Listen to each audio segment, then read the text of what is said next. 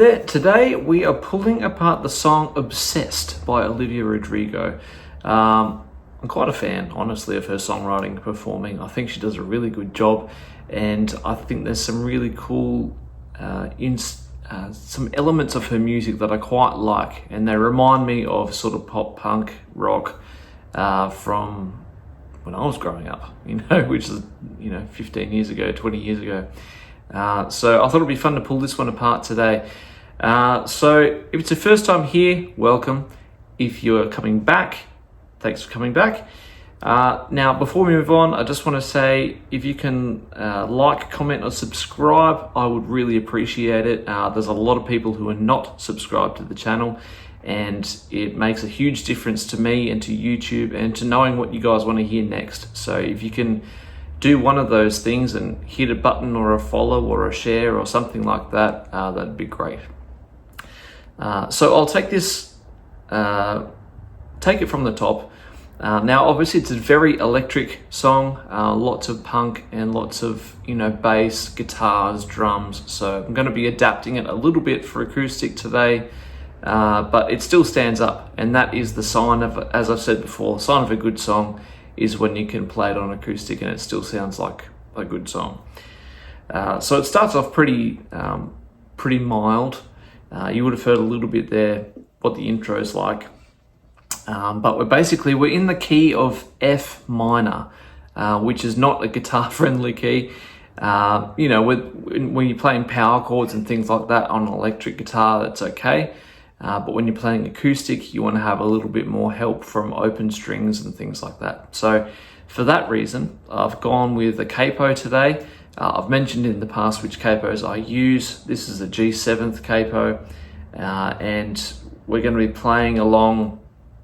So we're still in the key of F minor, but I'm going to be calling out the chords as if we're in E minor, which is the shape of the chords we're going to be using here today. So basically, the start of the song just has that sort of lo-fi melody in the background over an E minor. So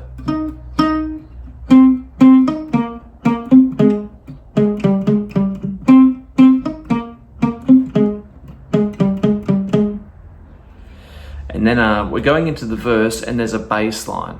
The chord structure underneath it is just E minor to the G, A, E minor, G, A.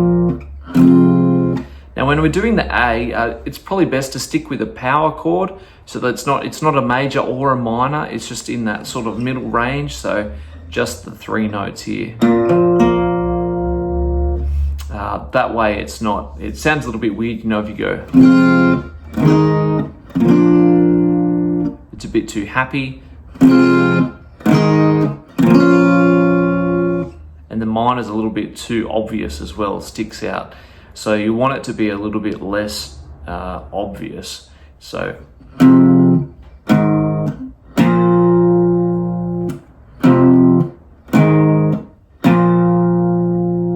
like so. Now the bass line underneath it, which is cool, I just thought I'd add it in as an extra element, as something to learn.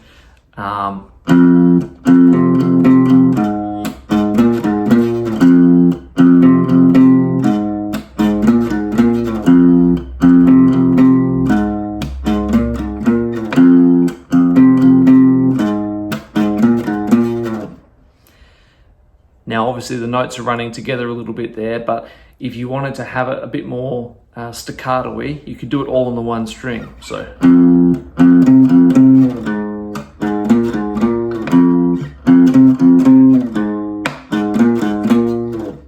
couple of options there. So basically, that's the verses.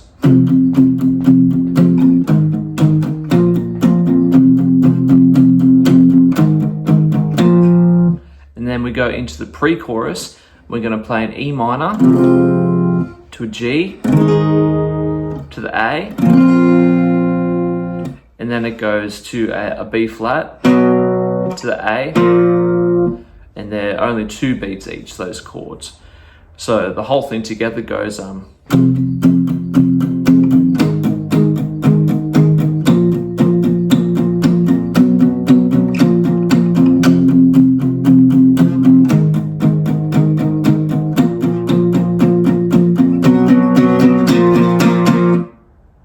that's the pre-chorus pretty well. And then we're going to go into the chorus.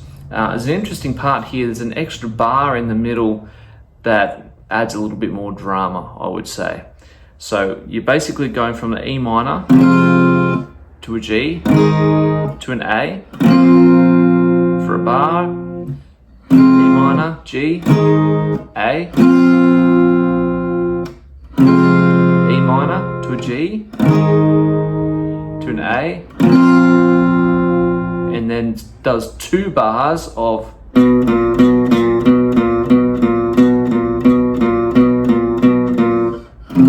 minor, G, A, E minor, G, A, and then goes back to the top.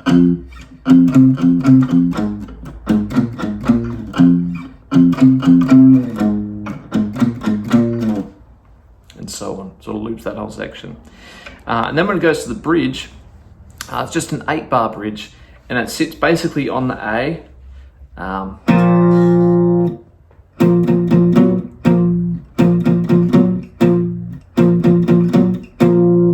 It sort of does this shift between the A and the B flat, which is a bit of it's a strange chord, but obviously that's what it is. So if you want to play along with it, you can sort of go.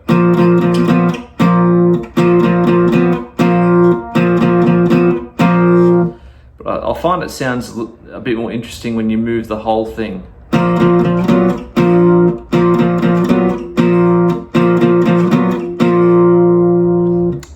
So it does that 3 times and then goes to the C.